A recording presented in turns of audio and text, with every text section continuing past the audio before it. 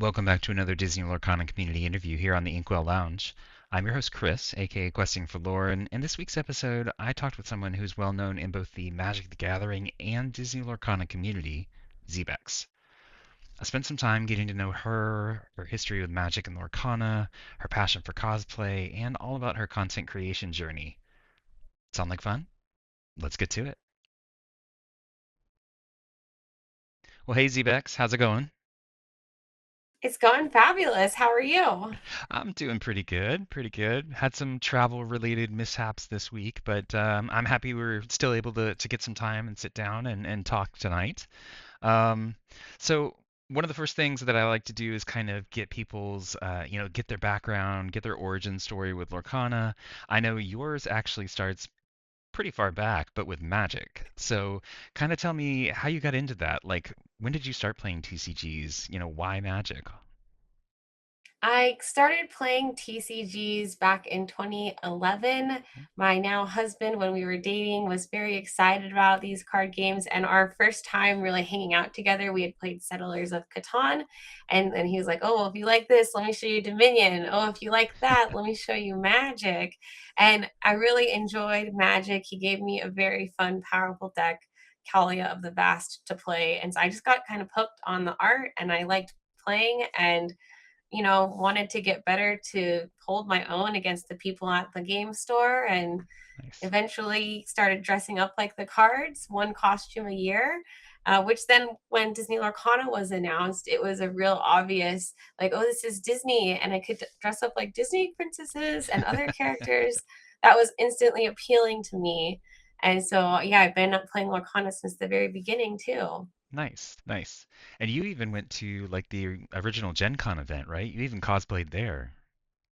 I did. I did. I can say I was one of the very first Disney Lorcana cosplayers. Hmm. I started making my costume before many of the cards were revealed from the first chapter. We didn't even know what the enchanteds were yet. Like there was a hint that there would probably be some bonus cards, but they weren't really revealed until as they were like being opened that weekend after Gen Con. And so Tinkerbell Tiny Tactician was the card that I ended up cosplaying with the little thimble hat. And it was really cool to get to meet people who have worked on the game at Gen Con, like Ryan Miller at the booth. Hmm. Yep. Yeah, I heard, all the chaos. I mean, it would have been fun to be there, as kind of like looking back, it's like, oh my gosh, it was like the first big, Lorcana thing. But hearing about the crowds, hearing about all the stuff that was involved, it's kind of like, okay, I maybe, waited in line maybe for not. 5 hours for a Oh my booster box. gosh. That's like twice as long as I've ever waited for a ride at Disneyland. Hey, I'm just impressed that did you actually get a full box, or did they just give you a couple of packs out of it? No, you could buy one full box as long as Wow. you were in line early enough. But we didn't. There were people who were camped out the night before, but we just woke up at like 5 a.m. and went Oh over my real gosh. early.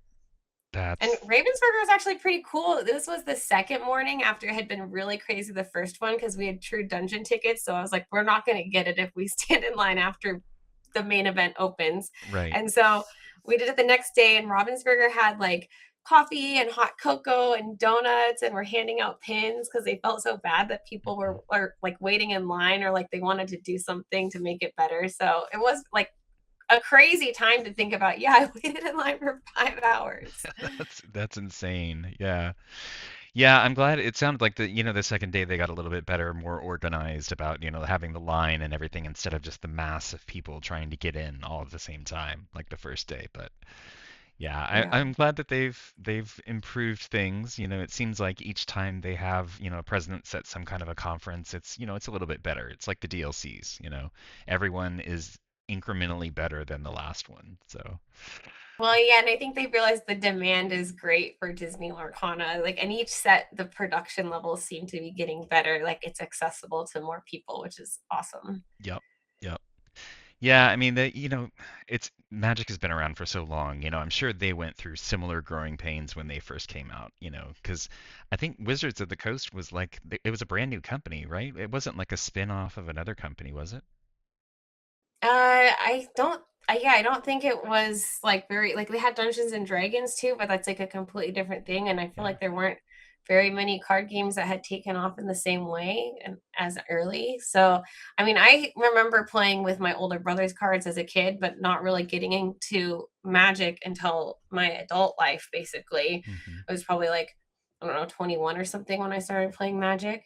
So, Yeah, that's something I hear from a lot of people too is you get like a lot of people that Lorcana is their first TCG, that they've been playing, and really enjoying it since it came out, or even just in the last couple of sets. But then you also have a bunch of people that have been playing other games for a long time, and they're either looking for a change, or like you were saying, for you it was like, oh, it's Disney, I love Disney, I'm gonna I gotta get in on this. And so it's cool to see that there's people that, and you still play Magic. It's not like you're just yeah, I just still play Lorcana. both. Yeah, yeah. Yeah.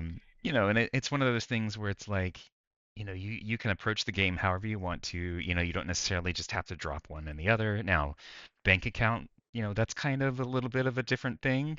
How much is left in your bank account at the time, but because these are not cheap hobbies. So, um, No, yeah, I think it's nice to balance, and I usually get like a box of the new set. I'm not usually the person who's getting like cases of product to try to get stuff. And when I really like a deck, then and I don't have the cards in my collection, I'll either play something else that's spicy, or once I finally decide, like, I think I'm about ready to buy Dumbos now.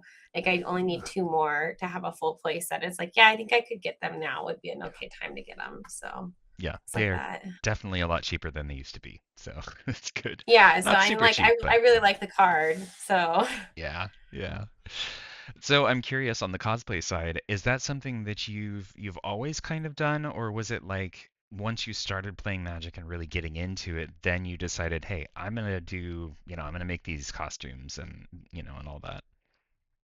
well, it's kind of a two-part answer. I've always made costumes for myself. I was in a performing hip hop company previously, Oh, and cool. so I wasn't quite doing as intricate work as some cosplays, but I'd make really splashy stuff with sequins that would catch the stage lights. And so when we go to magic events at the very beginning, I didn't know enough that I was entering in the main event. I'm sure Mhm. people can relate in the Disney Lorcana community when they're like, "Oh, I don't want to be a main event competitor," Yep. but I still wanted to feel like I was part of the event. So I was like, I'm gonna dress like one of the cards. And this was it was crazy because it was even before that Yaya Han show, like the cosplay reality show. Like I feel like it wasn't really a thing. I didn't think of it as cosplaying. I was just like, it's gonna be like Halloween, and I'm just gonna dress up like who I like to be. So, Nice. but then it was kind of cool because it was right when, like, I never went to anime conventions, so I'm sure there were other influences or like-minded people doing the same thing at the same time. I'm not saying I was the first, but it wasn't quite the same type of culture that it is today, where people it's so shared and celebrated. Hmm. So Yeah, it's really cool to see, and I went to the Atlanta DLC like way back, it's not that long ago, but, season um, one. yeah, I know, it seems like forever ago. No, but, it was interesting, like, there was one or two people there that kind of, they sort of had costumes on and everything. Is it, I don't want to be insensitive to the cosplay world. Is it costumes, or is there another term that's usually used? Costumes is Okay. great. Cosplays is great. I know Disney prefers costumes as opposed to cosplay. So Okay. All right. Good. I didn't, some people are picky about that kind of stuff, but I just want to make sure. So, you can um, even say your outfit, your garb, that thing you have on, and I'll be like, yeah, because sometimes it is like I'm wearing a piece of plastic. nice, nice. Yeah, no, it's really cool to see, just from those early DLCs, to see people at, even Milwaukee and Richmond, and because I know you were at Richmond. We'll talk about that later. But to see like the whole Snow White and the Seven Dwarves, as like a group costume, and That was really fun. I the guy loved that did that. Hades the one day, The and he giant card, yeah, yeah, yes. yeah, yeah. That was really cool. And he's done that before because I think he did Beast in Milwaukee, maybe. Yeah, he's done quite a few. I want to say Yeah. he's been at most of the North American DLCs, if I'm thinking correctly. I don't know if I've missed ones because I haven't been to all of them, but Yeah, I mean, it's really cool to see, that people are so passionate about this stuff and, and you have people doing the full costume, or you have people doing like more of like the inspired kind of, thing, like almost like a Disney bound kind of thing, which is really Yes. cool, to have kind of a mix of things. Yeah, I like it. It brings out a lot of community spirit and just makes people feel more comfortable. And it's really cool to see like an idea that made me feel comfortable is like the same thing that other people think and how they participate. And it's just really nice to share with more people who are excited to make things and are like learning things for the first time, which is then always excited to be like, oh yeah, like this sucked to make, but look at how good it looks. You kind of like yeah, we went through the trenches together to look so cool today. Yep, yep, Even though you didn't know anything about their costume before showing up and seeing them there in person. yep. Yeah, there's been some really cool ones, and and I have the utmost respect for people that can put these costumes together, and it's definitely obviously varying levels of complexity and everything, but looking back at some of yours over the years, I mean, you've just done an amazing amount of different costumes, and not just obviously not just for Lorcana on the Magic side as well. I'm curious, just ballpark figure, how many different ones do you think you've done? Oh, cosplays? Yep. Um, for total, I think my list is pretty up to date. Somewhere around 85 different characters right now is what I Wow. have on my list. Yeah, I actually have one that I just completed that won't be public until Q2. So I'll put All it up right. around like, 86. Okay. All right. Magic or Lorcana? You'll have to tune in Q2, so it's a new project. Oh, that's no fun. I'm supposed to get the inside I scoop, know. right? No. No, I'm kidding. Yeah, we'll have to keep an eye out for that one. Yeah. Yeah, you've Yeah, done you some heard great it ones on the here. Lorcana side. So and I saw Yeah, you thank you. even Yeah, Snow White was one of my favorites from Lorcana, so hmm that I've done so far. and you even updated the Tinkerbell one recently for Winterspell. I did. I made the little capelet and I have to the shoulder pads I had to take off because otherwise I looked like football Tink. Because she's got some little brown leaf things and it was not giving the snow fairy queen. But so yeah, I changed it a bit. Yeah. No, it looks good. I like I said, I have the utmost respect for people that can do that. I can barely sew a button on, so, to be able to make an entire costume from scratch basically is pretty impressive to me.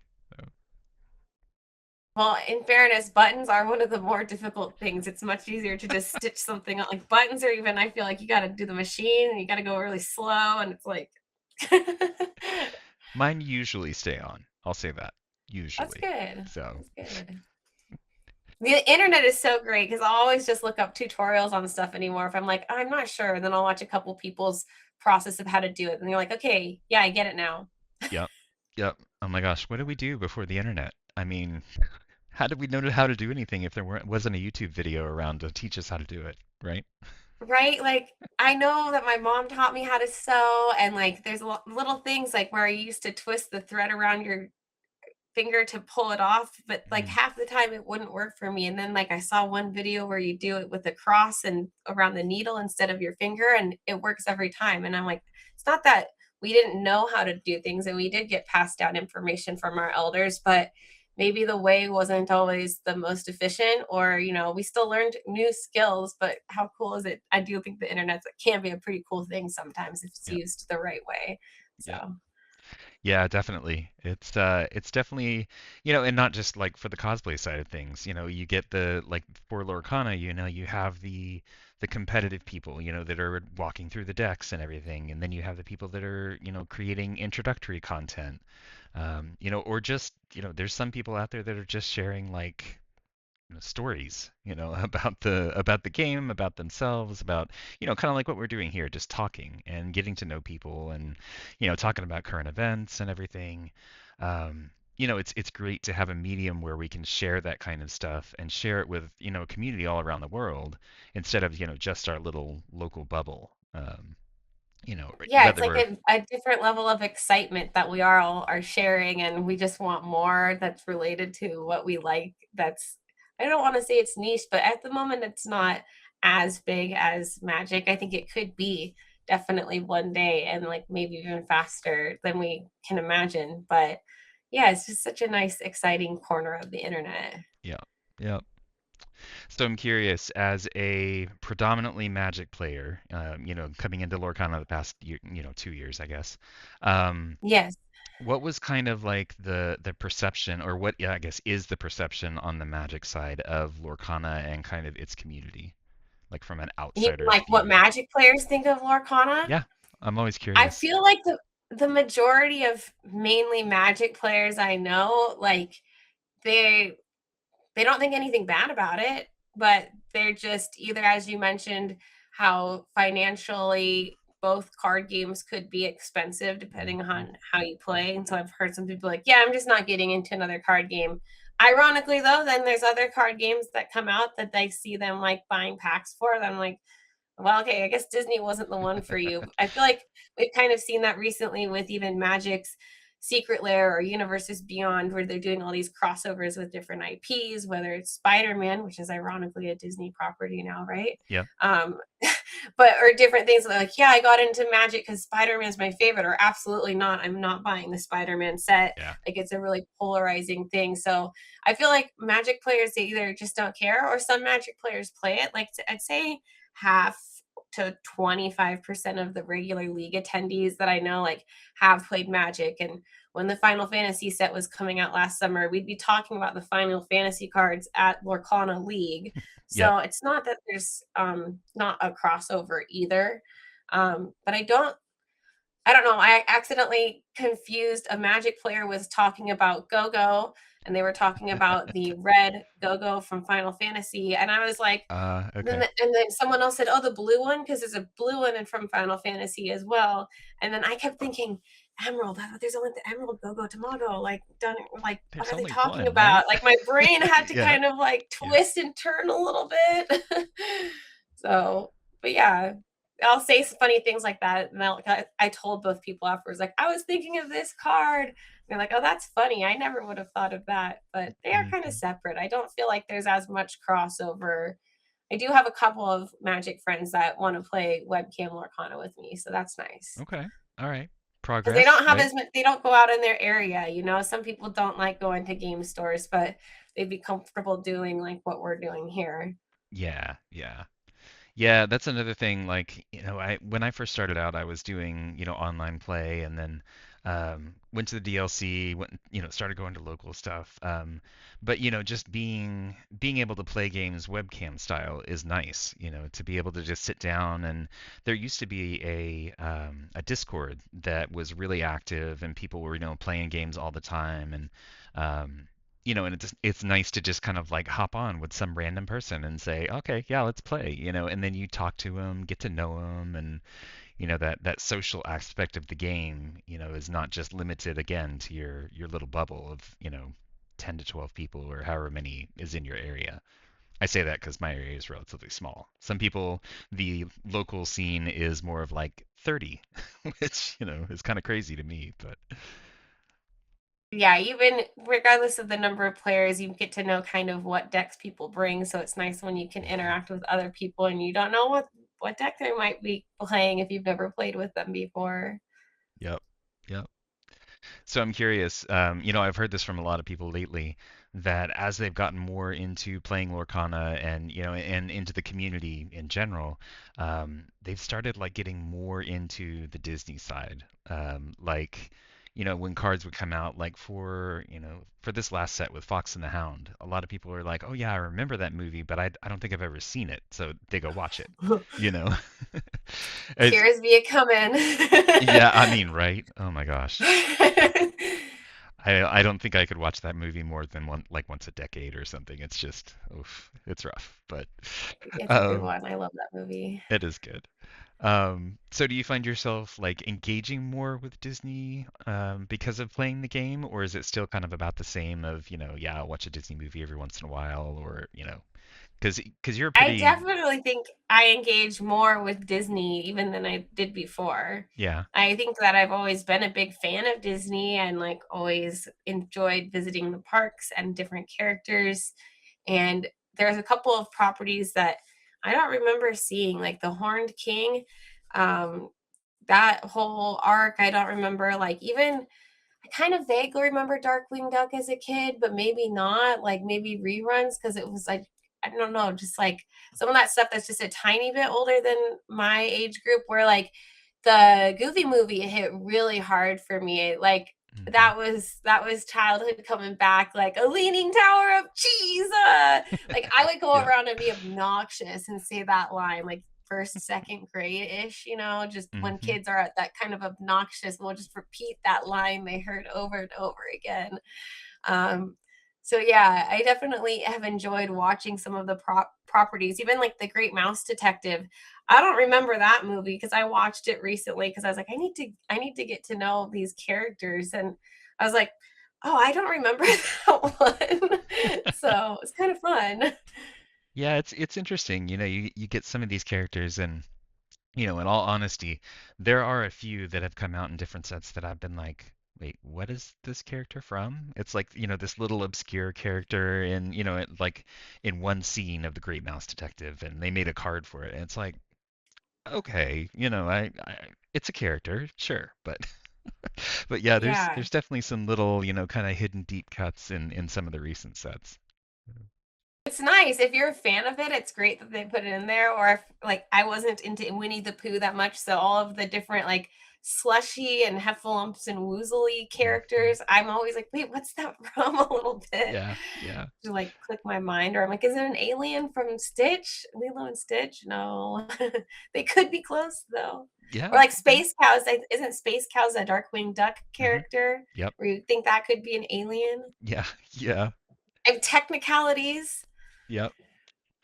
Yeah, it's interesting to see what they choose to make into cards. And I appreciate that they've kind of like spaced some of them out. You'll have like a couple from this property in one set, and then you'll have like three or four in the next, and then they always seem to have like for Winterspell, there's like Darkwing and Pocahontas, and and like all these big ones, but In Fox and then the Hound. yeah, Yeah. and Fox and the Hound, and um, but then after that, they kind of sprinkle a couple in after the sets. It seems to be kind of the pattern, at least, which, Yeah, is it's kind of cool. nice. Yeah. Keep with the theme as the story goes on with Lorcana, with the winter spell to the vine to that whole arc that we're about to get into. Yep, Wilds Unknown and everything. Yeah, it'll be interesting Yes. to see. I know we're getting Toy Story. I think there was one other Pixar. I forget what it Brave. was. Brave. Yeah, that's right. Yes. Yep. Yeah, that'll be interesting. I'm always in for more princesses and everything coming into the game, and there's no shortage of them in the Disney World. So, Well, yeah, and especially we need more princesses clearly for the Amber Sapphire lists. hmm Yep. Yeah, I've actually been And playing other around with colors one of too. those. But yeah, yeah. Oh no, the queen princess kind of decks. Yep. Yep. Yeah. Yep. Well, so I want to kind of shift gears a little bit. So not only have you done a lot of cosplays and everything, but you also create tons of content. I mean, I have no idea how you have time to do all of this stuff. It's just absolutely insane to me. So I'm curious, as a fellow content creator, why get started making content? Was it just like when you started doing the cosplay stuff, or was it, because of the playing Magic, or what was kind of the first step?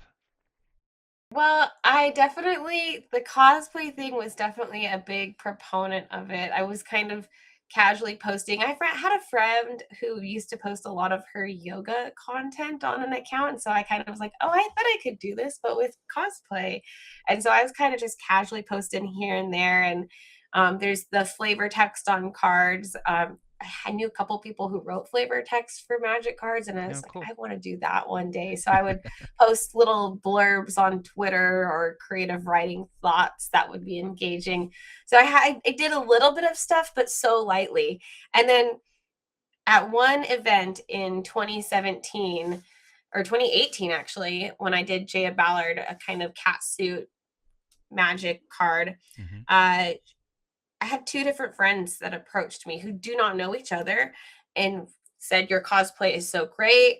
Why aren't you marketing yourself? Why aren't you promoting yourself? Why aren't you branding yourself? Like, they kind of said that to me, and it was kind of like coming at me from two different directions. So I was like, oh, I guess I should do this social media thing a little bit more, and had reached out to a friend who made my logo for me, and I kind of just started doing more from there is how it really started.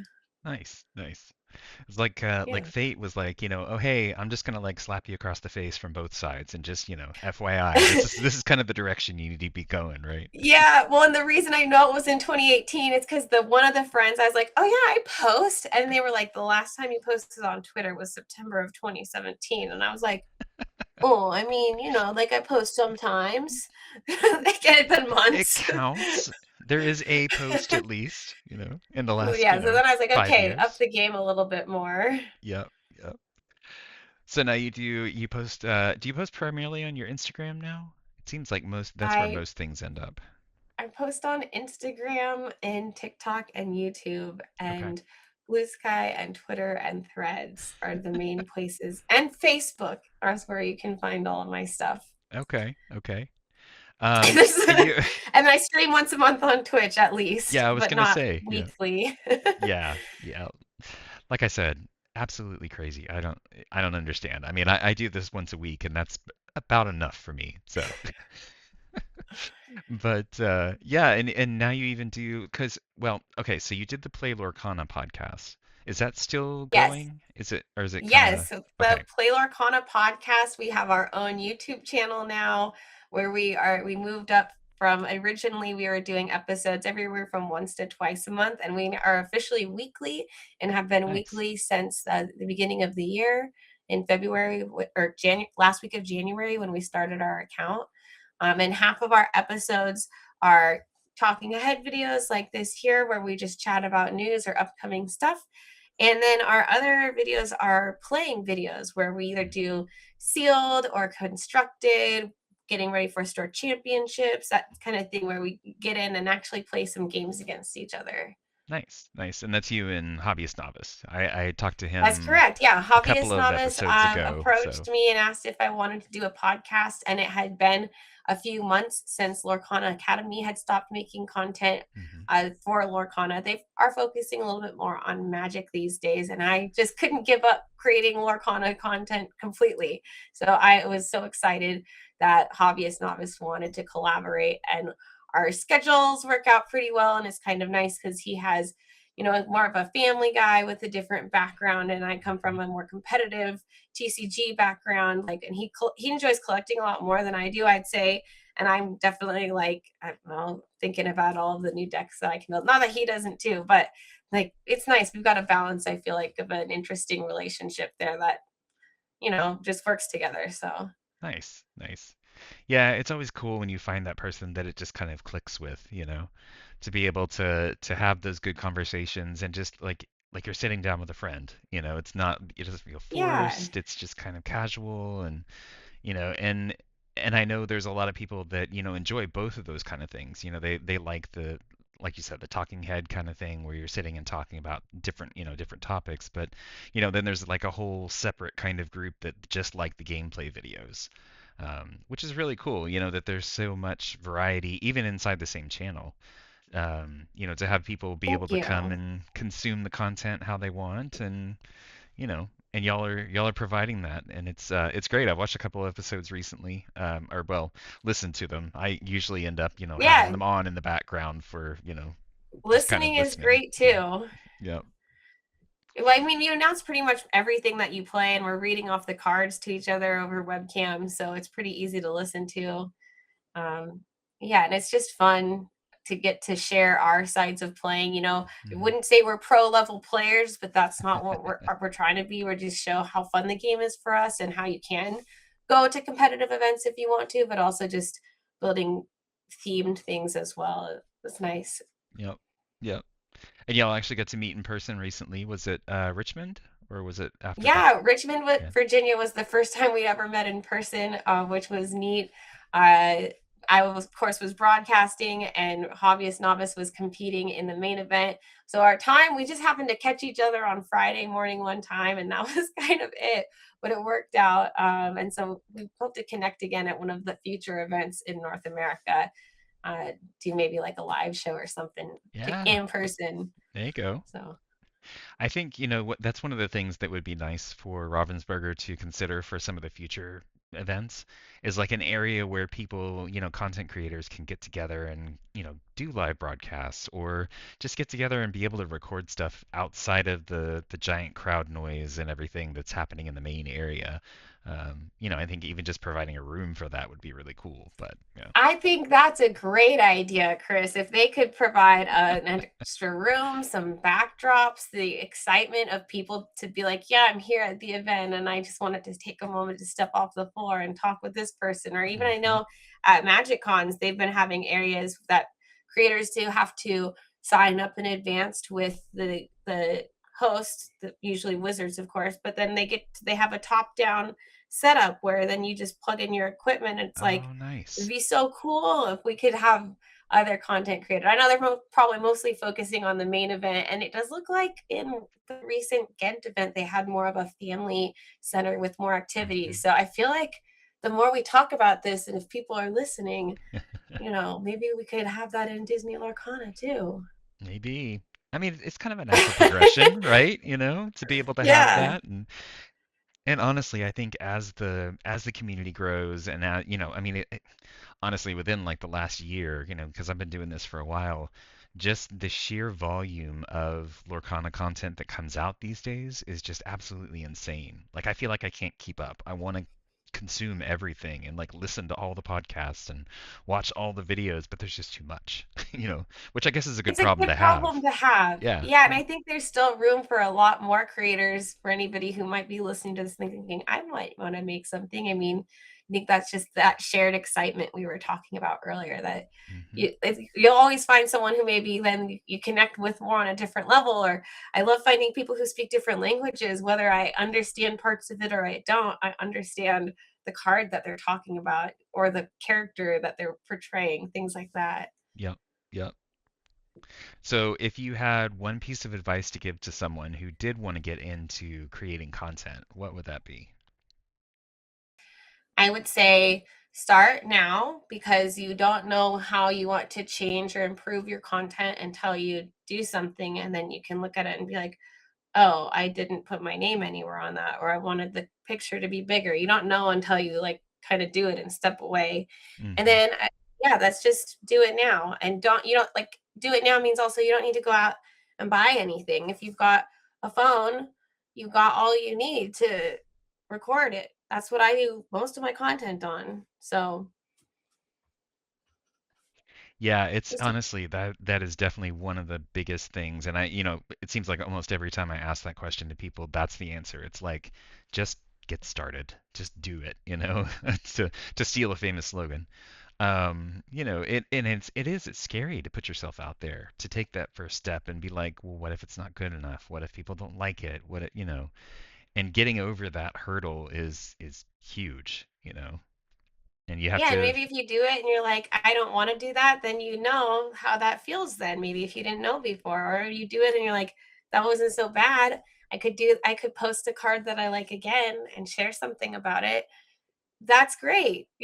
Guess what? You just became a content creator. I know, right? It's not Like, like some big official thing. You don't have dues to pay or, you're not like signing, forms or anything. You just post something out there, bam, you're a content creator. yeah.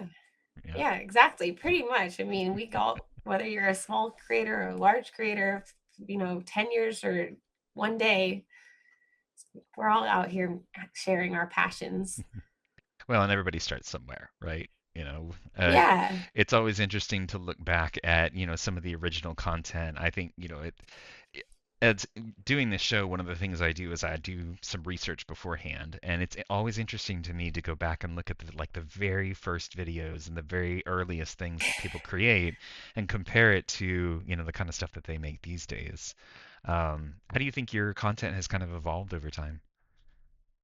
Oh, well, I know my first pictures were just cards of or pictures of my dog and cards that I had like run into working at a local game store. So that was pretty basic. And also, that was back when you only posted pictures and you didn't post videos. Hmm. I'd say my content has evolved because although I used to do more skits or more voiceovers. I still do a little bit of them, but I feel like I've leaned more into sharing my passion and my background for dance within my videos. Like last year, I started a series where I dance with people at events that I went to. And a Hmm. lot of people were happy to join me. I still have one to post from the Disney Lorcana Challenge in Richmond.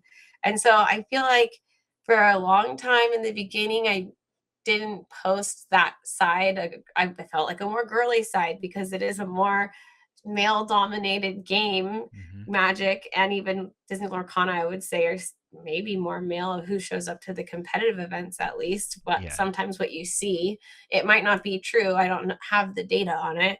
I think there's a lot more women that play at Disney Lorcana than Magic, but that's also changing. It's changed way much from what it was. But I know I used to present my content as more about the game and about the competitive side, and now I have a lot more fun with it, and I still have the knowledge to drop and to share and to school people on, so to speak. Like, I'm not just doing I do a lot of floofy content, but it's because I enjoy it, and I get to share making my cosplays more, where I didn't think people cared about me going into detail about some of that, Hmm. but it turns out people really do like knowing about how it's made, so Yep.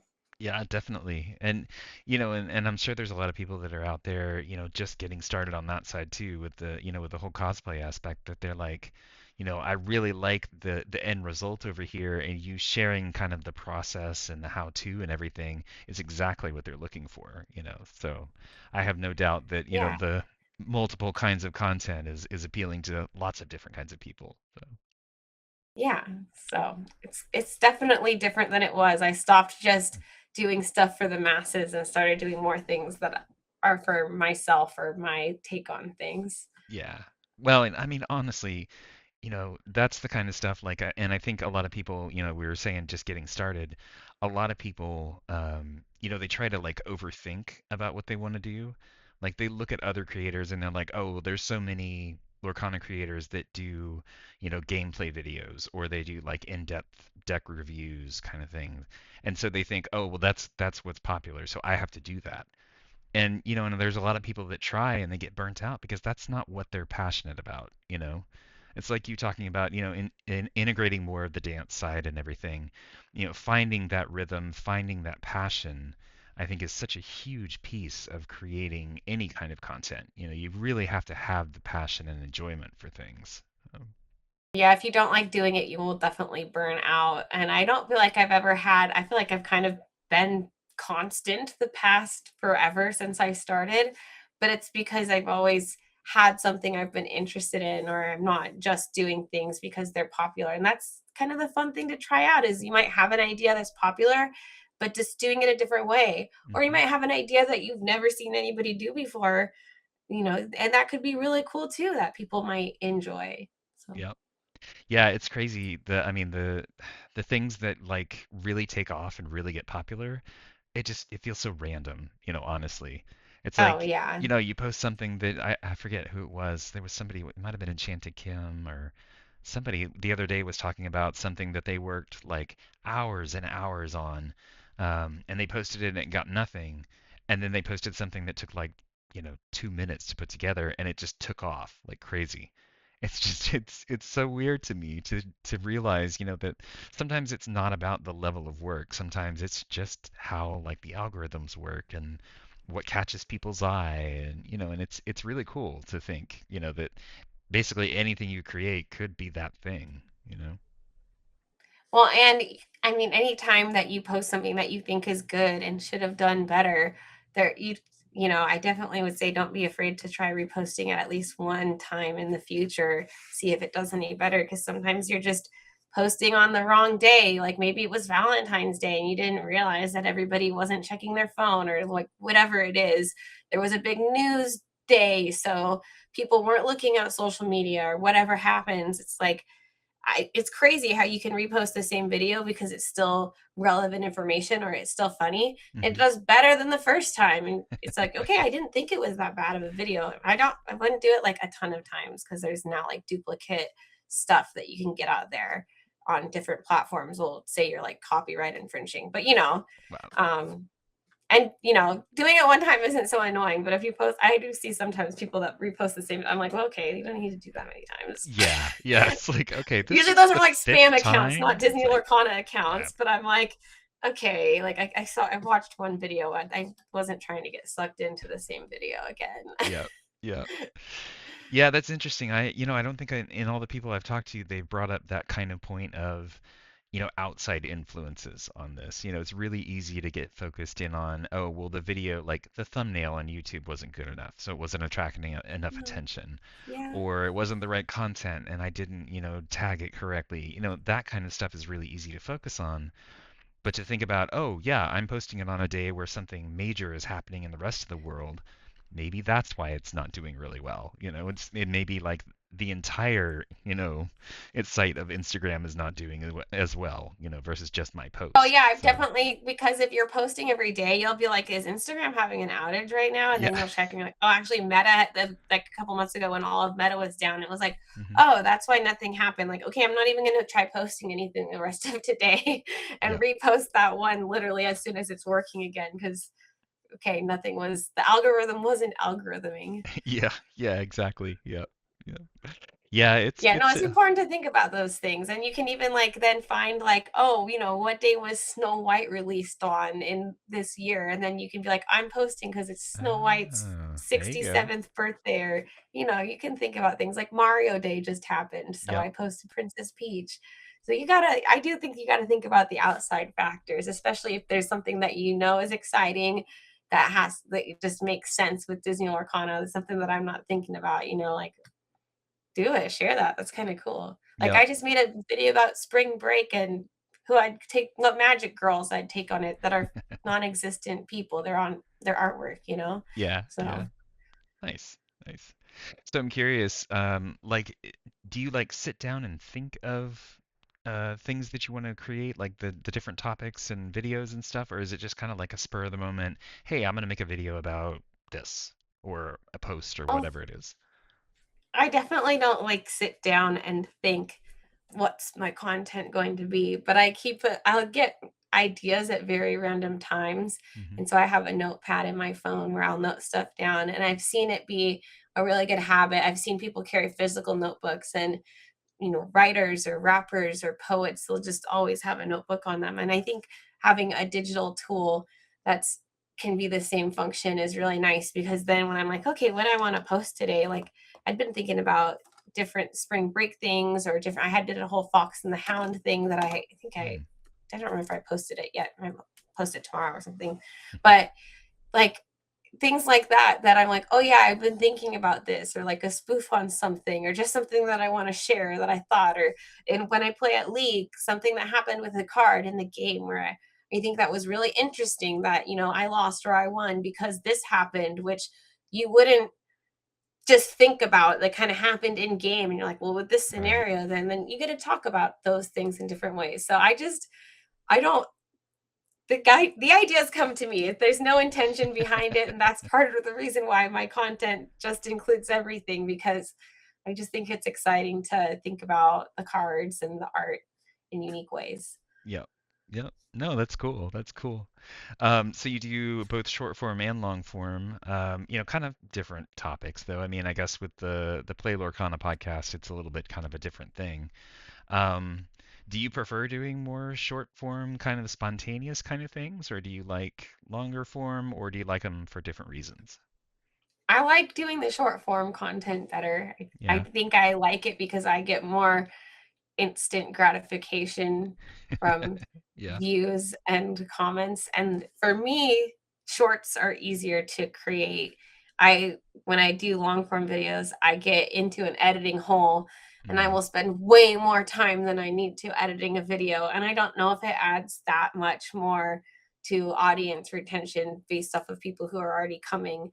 But you do think that sometimes it helps those things that you do focus on, that you think about as the thumbnails and such, the sound effects, the music, the timing, all this and that, the subtitles on the screen, the title of the content that's coming up with a section. mhm. Like, do you add all those things or do you just go? Where with like short form content, it's like, yeah, I've got this clip here, I got this clip here, I'm gonna throw a picture on here, and subtitles? Sure, automatically do them for me. Okay. Like, Yeah. it's not even like using like an AI program that's debatable. It's like it's just in the social media app. It does it for me. Mhm. Cool, easy. Save, repost to other platforms.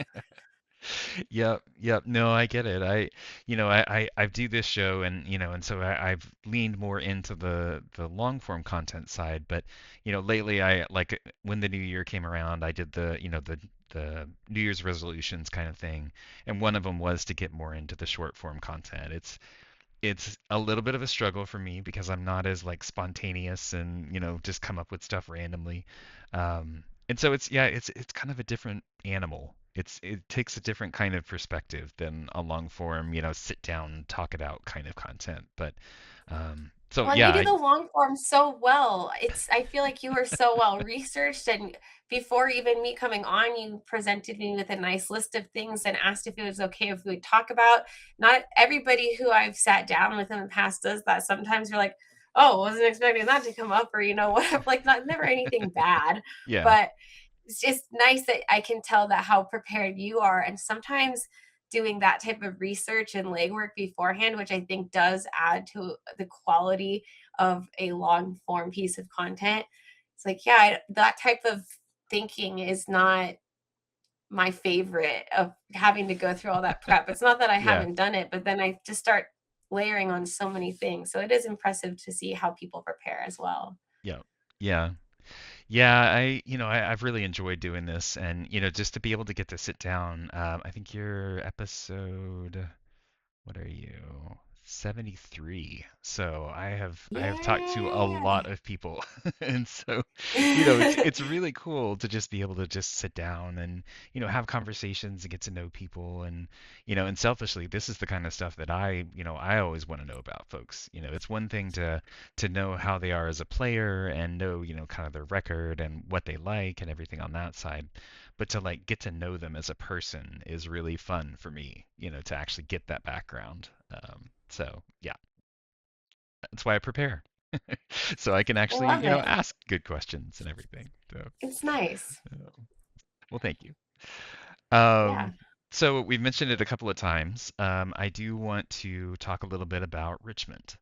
Um, Yes. so you were on the official casting team. And this your first time being like an official caster, or have you done it on the Magic side before? This is my first time being an official in-person caster. I'd Okay. done some webcam casting for Magic that was still somewhat official, but not in the same means, more by a tournament organizer in the similar level of a CCQ in Mm. Disney Lorcana terms, which no disrespect to anybody who's casting at that level. I'm just saying that's like, I feel like this level of Disney Lorcana challenge is kind of like the one you aspire to. So yes, Yeah. it was my first official broadcast of that level. Okay. Cool. So do you mind sharing kind of how that happened? Was it something that they reached out and said, "Hey, we'd like to invite you to come do it," or were you like in a conversation with them, or?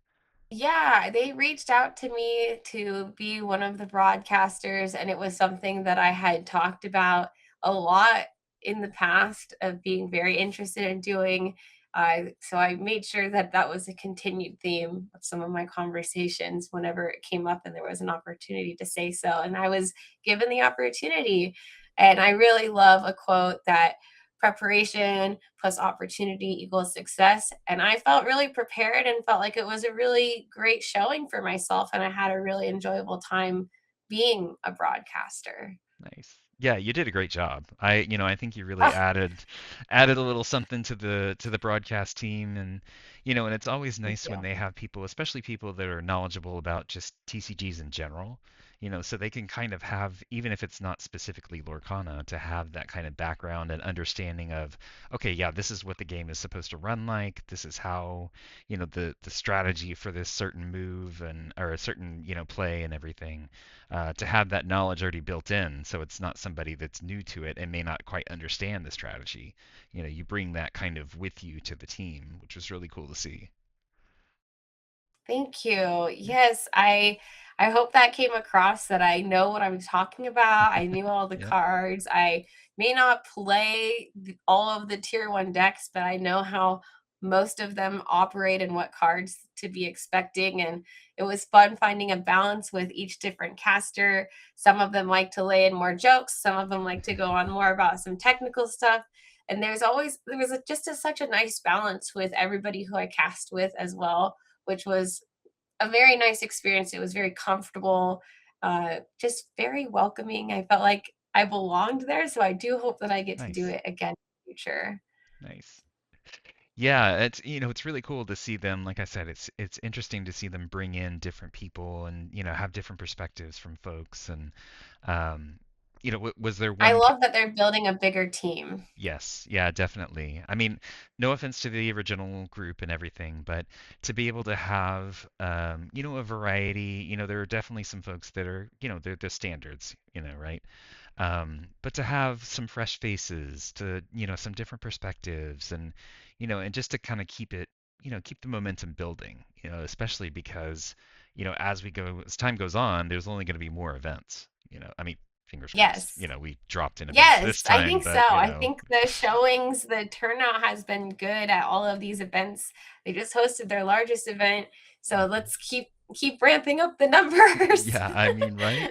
And as you grow the events and you grow the number of events and everything, you have to have more people. You just, you have to have more folks in the booth, and you don't want to have the same four people because they're going to burn out.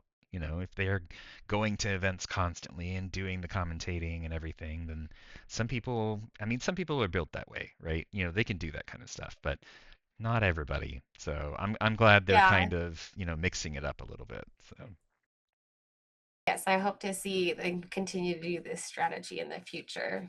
Yeah, yeah. Was there any particular caster that you felt like you vibed with really well? Well, I feel like the person that I vibed with the most when we were casting together was probably Liam from the Illumateers. I almost Hmm. just tried to say Liamateers The real Mateers. quick. Just kind of smash it together there. Yeah. Yeah, our casting was really fun together. I feel like we are both probably the two people who appreciate puns the most out of anybody there. Yeah. And I've known Liam since that Gen Con event. And also, I felt really, I know, I've also known Rebecca Quests the longest as Hmm. well. I haven't known her as long as Liam, but I feel like we've interacted so much online. And I remember in the beginning her asking me some content creator questions. And I feel like she's really blossomed into this great Disney Lorcana personality. So it was kind of just nice to come full circle with people who I interacted with in the community. And then Baker, Katie, and Brent were all really great as well. I feel like the group, there was no there was no tension, there were no issues. Everybody was just there and helpful, and oh, you're casting next, do you want me to grab you something from the break room? Just the relation was so easygoing, so it made it really nice really with everyone. Nice, nice. Yeah, it's really cool to see them kind of be, or see y'all, you included, to be kind of this reflection of the community as well. It's not like, oh, they're casters and they don't play or anything. They're just, doing the official commentating. It's like, no, these are people in the community and they're just up there and they're talking about the game. They're telling us what's going on because they're as passionate about the game as we are. Yeah, we're excited to see exactly who's going to win, what cards are going Yeah. to come out of the floorboards and make their appearance. Yeah, it's always interesting to see those like random spice cards that people throw in and and it's just like, well, why are they playing that? And then they get to that one situation where it's going to be a super useful useful card to have, and everybody's like, "Oh, I get it now. That's why they put it in." Yeah. It's always cool to see that. So, yeah, it's. Absolutely. Yeah. Oh, sorry. Go ahead. Oh, no, I was just thinking back in Richmond, there was one of the games I did get to cast where the jasmine that shifts and can kind of have an under the sea effect. That was also a moment where it's like, wow, we haven't seen that before. I will always think of Richmond when I see that card, even though it wasn't necessarily like the the head-to-head mirror match finals that we saw. It was still kind of Mhm. a new take in those same colors, which was fun. Yeah. And that's one of the cool things about this game is there's so much creativity involved with it. It's not just like, okay, everybody's playing the exact same decks. You can have these same meta decks. Obviously each set you kind of have that same grouping of meta that change every once in a while. But you also get people that kind of mix things up and I think was it Milwaukee? There was somebody, or maybe it was one of the earlier ones, where they just played like this off the wall deck and it had like it was a what was it, Amber Ruby something.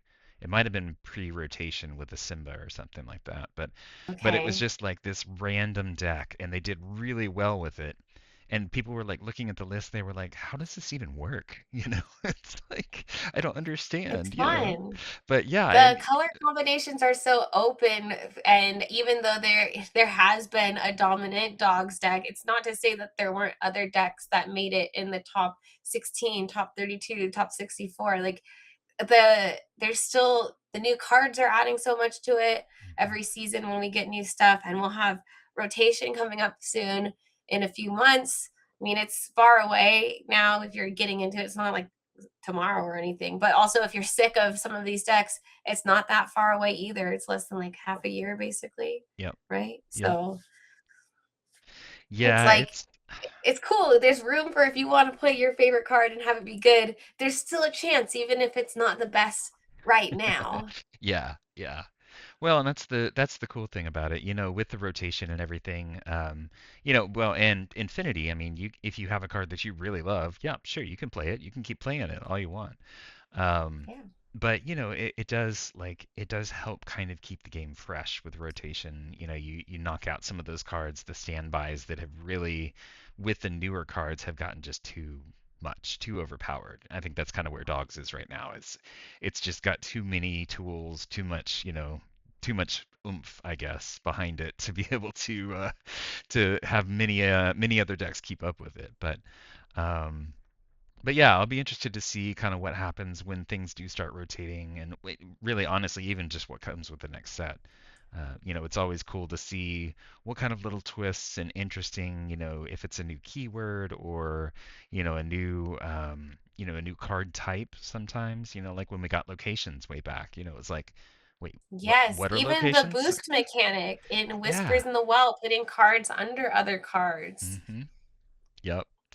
Yeah, it's interesting to see how that's evolving. You've got the stuff like the first set in Whispers where the boost showed up, and yeah, okay, that's kind of interesting. And now in Winterspell, you have cards that interact with those cards under other cards. So it'll be interesting to kind of see where they take that in the future. And we still haven't gotten, well, no, we do have what's what's the one location that has boost? It's not Sleepy Hollow. It's Oh, I don't know the name of the one, but I know yeah, that there is one, several that like different things that reference that. There's even the Black Cauldron that's referencing different things under cards. right. Um, yeah. Yeah, it's cool to see how they kind of evolve this stuff over time. And I know they planned these sets way back, and so it's just now coming out and they can just, actually reveal it and everything. But yeah, it's really cool to see how they've evolved the game over time and still kept it relatively approachable. I know that Yes. there's a lot of people that kind of get down on Magic a little bit just because it is kind of complicated to get into. And I'm glad that simplicity and that approachability focus has been something that Ravensburger has really focused on for Lorcana. So, I think the biggest thing that's helpful in Lorcana is the fact that everything you do is on your turn. So it's Hmm. up to you how you sequence it. And I know that can be really annoying in Magic when people are just like, counterspell or in Yeah. response, I'm gonna do this. Yeah. You're like, okay, so it's kind of nice. I do think that that's definitely the groundbreaker. But in the same thing to people who might have be watching this as a Magic player and think, oh yeah, I didn't play Lorcana because it either wasn't available or it was way too easy. Because when we before we had locations and it was just the first chapter and there weren't a lot of keywords on cards, Hmm. we didn't have alert to go against evasive. It felt kind of like, oh yeah, you can just do this and that's how you break the game and win. There's a lot more of a thought process to it now, I'd say. And the fact that we do see different competitive players rising to the top, whether they're consistently making the top or new names that are getting recognition. I think it's cool because it just shows there's a lot of different thought processes. Like if you want to keep it basic, you can. If you want to get super technical and competitive, there's ways to break things now. Hmm. So, Yep. Yep, definitely. So is that kind of like looking forward, if you were advising Ravensburger about, the game moving forward, what is one thing that you think they should add to the game and one thing that you think they should avoid adding to the game? oh, well, the thing that I think they should add to the game would be a multiplayer format, like a Hmm. similar to Commander from Magic the Gathering. I think having a free for all format. I think that we kind of have the idea of heroic that's in existent right now, but I think if we had a product that was, I don't even think it has to be 100 cards. I'd honestly just prefer a 60 card deck and not make it so complicated. Yeah. But where you have pick a card and you have to only play of those ink colors or that and one other color of ink. I don't know how you decide to do it, but having a product then where you get Winnie the Pooh along with the deck that goes with it, just like they have starter decks now, that would be Hmm. something that you could do. That would be really fun. I'd say what not to do. I would say don't forget to make a ban list. Don't not make a ban list for Infinity because I think Yeah. Infinity is important, but I think there's already people testing the format and I think there's certain problematic cards that will dominate the meta and I only call them problematic because some decks just aren't going to be able to win against certain strategies and Yeah. you'll invite a more open format if you do have an infinity constructed ban list. Um, and maybe unnerf Bucky just because he didn't deserve it. And you can put him on the ban list when he's unnerfed, and that way everybody's cards printed as is as it was, and it was never an issue because he's banned. That's Oh, my poor and that's my Bucky. addendum to the make sure you don't forget to make a ban list because that would be a mistake. Yeah. But leave core Yeah. constructed alone. I don't think we need a ban list for core constructed. I think Okay. it's fine. Okay. All right. So you're against the Hiram ban and everything? No, I think for Infinity you can ban Hiram, Okay. definitely. Okay. But I think Well, people who he's are like, rotated "Oh, out dogs anyway, so yeah. needs a deck being a card being banned," I'm like, it's gone. It's not. We're not going to have to deal with it in another couple of months. So let the Yeah. dog have their day. Ah, haha, there you go. Yeah. Nice, nice. Yeah, I hope, and you look at the game right now, and compare it to other games. I haven't really played too many other TCGs. I played Magic way, way back. Kind of. I'm not like really into it. Um, but you hope and you wonder what it's going to look like, what Lorcana is going to look like in how old is Magic now? 30 years, something like that. Oh, 35 probably. Oh, it's insane. Um, ideally, Lorcana lasts that long, but you kind of have to Yes, I think it wonder will. I think what it it can. looks like, in that many years, and you think back about how much it's changed already in just these first 2 years. It's going to be really, really interesting to see how the game evolves over time. In 30 years, there's going to be a Disney Lorcana hotel at the park. It's going to be That themed would be all awesome. around Disney. There's going to the dining area for buffet. It's going to be Great Illuminary themed. They're like, Nice, we're going to have a whole hotel. That's my prediction right now. nice. That would 30 be years from now, though. that would be super cool, actually. I could see it. I mean, right? Disney has enough money to make that happen, you They're know? already they already changed one of the areas to do Great Illuminary stuff for a few months. I think it's ended now, and but they Hmm. also had it at Festival of Arts, which I think has also close to ended now. Yeah, But it like has. they are testing putting Lorcana in the park, so I think a Hmm. hotel is possible. Yeah, I could see it. I could see it. Exclusive promo on your pillow instead of chocolate on your pillow.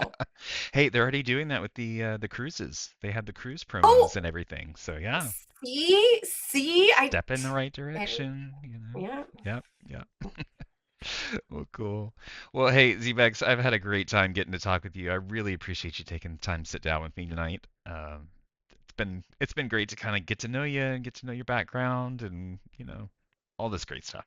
So, I Thank you appreciate so it. much for having me. It's been a Yeah. really enjoyable time. Yeah, well, good. All right, so I want to end with the same four questions. Well, questions-ish. One of them's not really a question, but yeah. The same four that I ask everybody. So first Okay. off, what is your favorite ink to play and your favorite card? And it could be favorite card to play, favorite card art, any of that kind of stuff. My favorite ink to play is steel. Okay. And my favorite card would be Tinkerbell Giant Fairy.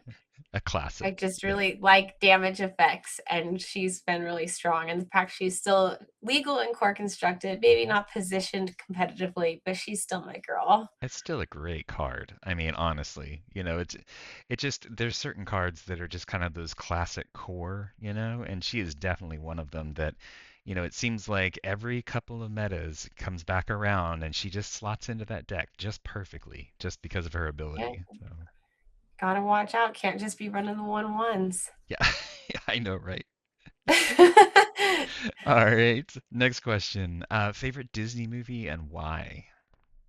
My favorite Disney movie is Beauty and the Beast Okay. because the songs are really great, and I first dressed up for Belle that I can remember for Halloween. That's like the most vivid first Halloween memory that I have. Nice. And also all the French in there. I also speak French, so I appreciate Uh, as an okay. adult, all of the references are like drops here and there. Yeah.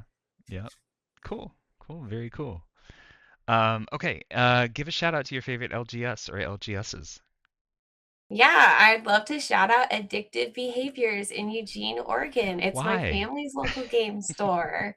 Yeah, so if you ever shop there, come into Eugene or go to the website or happen to be buying something on TCG Player from Addictive Behaviors, that's you're supporting people who work work at a local business, a small local business. So, a family-owned business for over 20 years. So, Nice. Nice. yeah. All right. And last question. Where can people find you and all of your amazing content? You can find me everywhere at Zbex, ZBEXX. And yeah, it's the same handle on every platform, so very easy to find me. I make most of my focus primarily on YouTube or Instagram on that short form content, but I repost it other places and do text based posts other places too. So Cool. And the Play Lorcana podcast is on YouTube, correct? yes, and the Play Lorcana podcast is on YouTube for the ease of doing videos in long form. We have tried some lives recently. So we started a Twitch and we do have our Instagram and our TikTok account. So we are spreading ourselves out there to try to reach as many Disney Lorcana fans in as many places as possible. I think if you can cross post, it's a good way to do it because not everybody uses the same app. Yep. So Very true. Very true. yeah. All right. Well, cool. Well, thank you again. I really appreciate it. And we'll see you around the community. All right. Thanks again. Well, it was so much fun to get to sit down and talk with Zebex tonight and just kind of find out about her journey with Magic and Lorcana and cosplay and content creation and everything that she does. So, if you liked the episode, make sure to subscribe, rate, and like the show on your platform of choice. If you'd like to reach out to the show, you can find us on all the socials at Inkwell Lounge, or you can find a full set of links over on inkwelllounge.com. Thanks for listening, and we'll see you next time.